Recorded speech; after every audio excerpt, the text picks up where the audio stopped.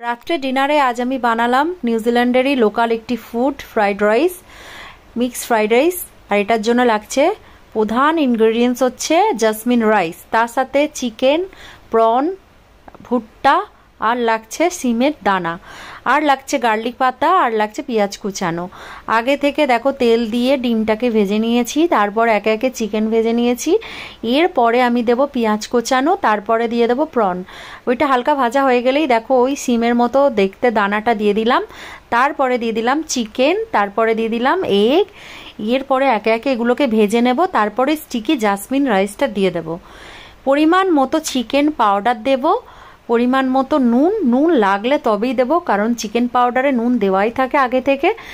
আর দেব dark soya sauce, আর দেব white কোল paper, মরিচ paper যেটাকে আমরা বলি। তো এইবারে এটাকে ভালো করে নাড়াবো। তারপরে দেখো হয়ে গেলে লাস্টে প্রধান ইনগ্রিডিয়েন্টস হচ্ছে সিসমে অয়েল, তিলের তেল। এটা কিন্তু এই খাবারের প্রধান মেন একটি ইনগ্রিডিয়েন্টস। তারপরে দেখো ওই গার্লিক পাতাটা দিয়ে দেবো, ব্যাস গরম গরম রেডি আমার এখানকার লোকাল ফুড। এটাকে জাসমিনি ফ্রাইড রাইস বলা হয়। এইখানকার লোকেরা এটা খেতে বেশ পছন্দ করে, আমার কিন্তু খুব পছন্দের। Good night.